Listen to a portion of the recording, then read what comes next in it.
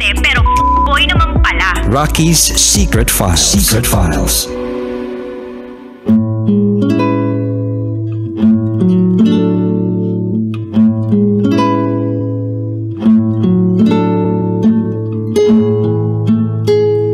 And we're back.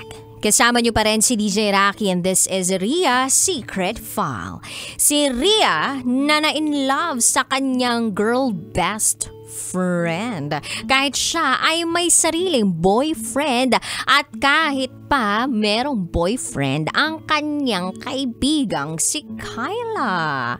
At ang matindi pa nun, may nangyari sa kanilang dalawa. Buti na lang kamo na konsensya sila at sinabing wala nang dapat pang mangyaring iba at mag-restart na lang sila. Maging magkaibigan na lang at ipagpatuloy ang relasyon sa kanilang mga jowa. Pakinggan po natin ngayon ang mga kabisyo natin nag-share ng kanilang mga thoughts, comments, suggestions, and violent reactions. Ito po ang sabi ng ating kabisyo na si Alan Valenzuela.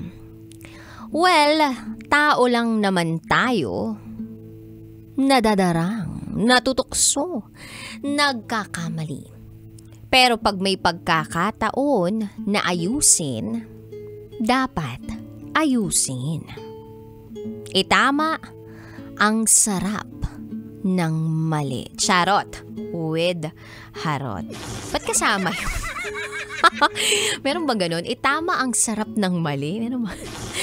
Shout out kay Bulik dito sa Makati Engineering Department. Meron tayong pagkakataon na itama ang mali. Thank you, Alan Valenzuela. Ito naman ang sabi ni Darwin Russell. Tamang pag-ibig pero sa maling oras at panahon. Pinagtagpo lang kayo pero hindi itinadhana. Rhea, it's up to you kung aaminin mo sa boyfriend mo ang relasyon mo kay Kyla. O ibabaon mo na lang ito sa limot. I hope bumawi ka sa mga naging pagkukulang mo sa boyfriend mo. From Darwin Russell. Makabawi ka ba? Or makakabawi ka ba sa mga pagkukulang mo sa boyfriend mo? Anyway, eto naman ang sabi ni Myra Dor. Ang saklap naman. Para sa ating secret file sender na si Rhea, sana magpakatotoo na lang siya sa boyfriend niya. Mahirap naman kung itatago mo lang ang tunay mong pagkatao. And siguro naman matatanggap ka pa ng boyfriend mo kapag inamin mo ang totoo. And yun ang importante sa isang relasyon. Magpakatotoo lang tayo sa mga taong mahal natin. Yan po ay galing kay Myra Dar.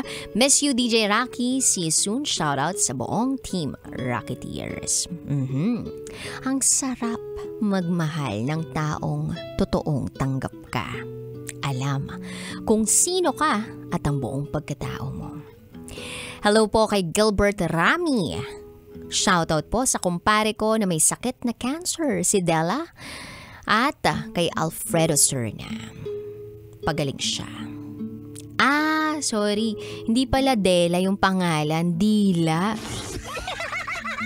Dila at lalamunan yung cancer. Pabati naman kay Alfredo Serna yun. Magpagaling ka, Alfredo. Hindi pala si Dela. Naniniwala ako na sa sobrang high-tech na ang mga equipment dito or medical equipment dito sa Pilipinas at maraming magagaling na doktor, gagaling ka basta may pera ka. At sana makasurvive, diba, ang inyong finances para sa iyong pagpapagamot. Anyway, eto naman ang sabi ni Charles Sancho. Dapat umiwas ka na sa girl best friend mo. Andun yung temptation. Once na nagkita kayo uli, kasi may kanya-kanya kayong jowa. Ako nga na-fall ako pero hindi ako sinalo. sa bangin. Charot with Harot. Yan po ay galing kay Charles Sancho. Umiwas ka na raw sa girl best friend mo dahil yun ay yung isang malaking tukso. Eto naman ang sabi ni Igop Motovlog. Ang payo ko lang kay SF Sender, mas magandang ituon na lang niya ang atensyon niya sa boyfriend niya at huwag na uli gawin ang ganong klaseng pang-cheat. Masakit sa isang lalaki ang ganon. Parang tatapakan ng ego ng lalaki. So yun lamang po, shout out sa The Boss TNVS Grab Cars and Solid Independent Riders Group Kapitolyo Chapter na gumagapang sa kakalsadahan ng EDSA. Yun lamang po from Igop Motovlog. Totoo ba mga Grab Cars and Solid Independent Riders Group members na tinatapakan o natatapakan ang ego ng lalaki o ang pagkalalaki ng isang lalaki kapag ang babae ang nag-cheat? Hindi ba pwedeng both sides yun? At hindi ba pwedeng kapag niloko ka ng taong mahal mo, masakit talaga yun. Hindi lang dahil natatapakan yung pride mo, kundi it's disappointing at at the same time, mapapa-question ka sa sarili mo kung bakit ginawa sa'yo yun ng taong nagsasabing mahal ka niya. Ito naman ang sabi ni Robert Tirao, lahat naman tayo nagkakamali sa ginagawa natin, itama mo na lang lahat ng mali na ginawa mo. Be true to yourself and to your boyfriend. Thank you, Robert. Hi kay Gab Villeta na nagpapa-shoutout sa kasalukuyan. Hello din po kay Bernard Laurejas na nahulog din daw sa best friend niya, umamin sa kanya pero nagbago ang lahat. Naputol ang pagkakaibigan nilang dalawa. Always listening from Mexico, Pampanga. Hello din kay Mark Anthony Rivera. Hindi mo kailangan ng taong pipili sa'yo. Ang kailangan mo ang taong mananatili sa'yo. From TGI Fridays, Al-Andalus, Jeddah, Saudi Arabia. Lucel Andrino and Jobert Vertusado. Ayan puro naman sila girl, kumbaga charge to experience na lang. Shoutout sa lahat ng mga miyembro ng Bulacan Overdrive, lalo na kay Yorme Rojun Gabatino. Ang dami pa pong nag-comment sa ating secret file for this afternoon. At masasabi ko na napakahalaga nung komento ng iba tungkol sa pagiging totoo sa sarili. Ang hirap kayang magpanggap. Try ninyo. Yung nagpapanggap kang okay lang. Nagpapanggap ka na wala kang problema sa buhay. Yung gumingiti ka pero deep inside, ang sakit-sakit na. Ang hirap nun. Lalabas at lalabas yan. Sa katawan mo, magre-reflect yan. Pag hindi yan nakalabas through your emotions, ang mangyayari yan magre-reflect sa mukha mo. In short, papangit ka. Magkaka-wrinkles ka. Magkakasakit ka. Ewan ko pag meron kang dalang mabigat tapos hindi mo siya na-release, parang isang araw bigla ka na lang sasabog. Or unti-unti, nararamdaman mo na parang nanghihina ka. Tapos doon na papasok yung sakit sa'yo. Oo, yung sakit na bigla ka na lang sisipunin, uubuhin, magiging matamlay ka. Ganon yung epekto niya kapag meron kang pinagdaraanan pero hindi mo siya naibahagi at hindi mo in-acknowledge na nangyayari yun sa sarili mo. So napakahalaga na bukod sa kilala mo yung sarili mo, ina-acknowledge mo yung tunay mong nararamdaman. Isa po yung proseso. Ang pagkilala sa sarili ay isang never-ending process. Pero ang mahalaga dyan, na-acknowledge mo na merong proseso at nagiging totoo ka sa sarili mo at sa mga taong nagmamahal sa iyo. Hindi ko alam kung paano mo nagagawa na i-conceal o takpan yung buong pagkatao mo sa boyfriend mo. Isipin mo na lang maigi yung sinasabi ng mga matatanda na ang pinakamahalaga daw na desisyon na gagawin mo sa buong buhay mo ay ang pagpili ng lifetime partner mo. Kung hindi mo na nakikita ngayon na magiging lifetime partner mo yung jowa mo, At kung hindi mo kakayanin na magpanggap hanggang sa mamatay ka kung sino ka at ano talaga yung buong pagkatao mo, I don't think magtatagal kayo.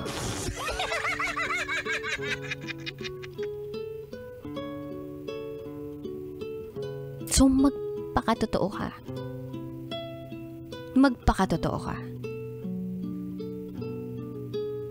Mahirap sabihin or madali pa lang sabihin pero mahirap gawin. But who cares? It is your life. Nakagawa ka na ng pagkakamali sa boyfriend mo. Gusto mo pa bang dagdagan yun?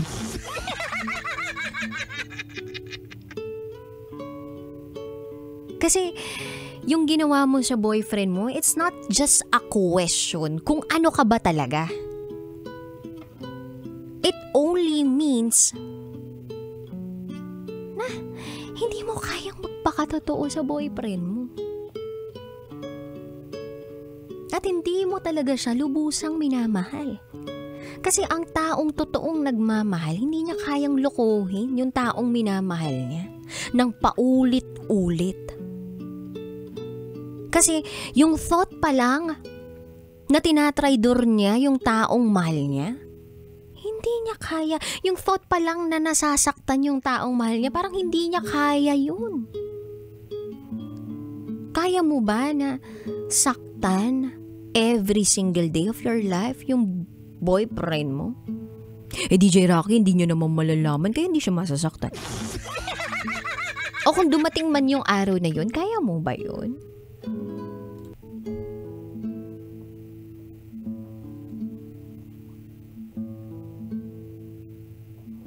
Siguro para kay Kyla, yung restart na sinasabi niya o sinabi niya nung time na may nangyari sa inyo at sinabi niya na mag-restart kayo sa kanya-kanya ninyong mga relasyon at pagpatuloy nyo lang yung pagiging magkaibigan ninyo. Nung time na sinabi niya yun, minimin niya yun. And sabi mo nga, kita mo sa mga mata niya, the way she speaks, every time na kinakwento niya yung boyfriend niya sa iyo, alam mong in love siya. At sino ka para hadlangan yun o para nakawin sa kanya yung kaligayahan na yun na nararamdaman niya?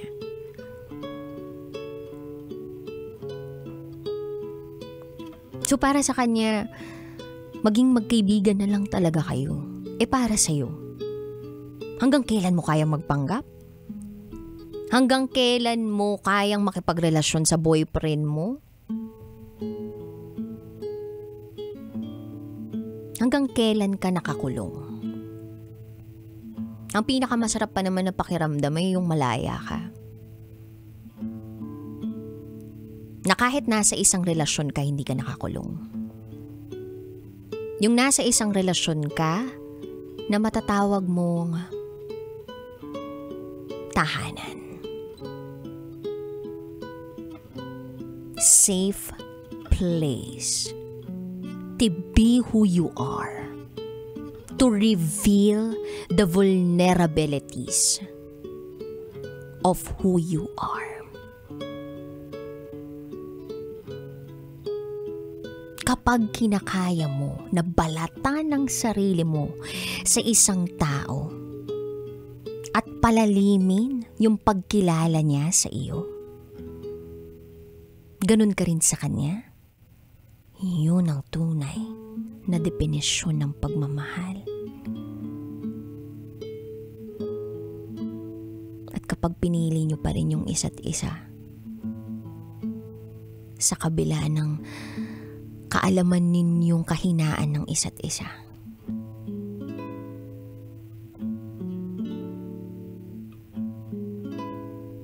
sana ma-achieve mo yun. O sana matagpuan mo yun. Pero matatagpuan mo lang yun pag nagpakatotoo ka sa sarili mo. And I hope it's not yet too late.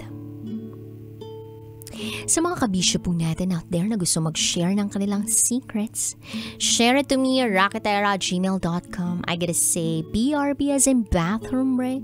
You're still with me, DJ Rocky, your basa princess na nagsasabing kung ikaw ay merong gagawin ng June 27, 28, and 29, I think ang kailangan mong gawin ay iset aside na yung mga ganap mo na yon at i-block na sa iyong kalendaryo ang Aliwan Fiesta. Oo. Kasi 27, 29, 28, o diba, hinuli ko yung 28. Basta 27, 28, 29, Aliwan Fiesta na yan. The grandest festival in the country. Lahat ng mga festival sa iba't ibang lugar dito sa Pilipinas, dito magsama-sama yan. Oh, so alam na this. Pinagsama-sama na namin dito lang yan sa Aliwan Fiesta, okay? 27 to 29, ha? Block your calendars, okay? Nagdemand. 90.7 Law Radio, kailangan pa ba i-memorize yan? Basic. This is Ria's Secret File.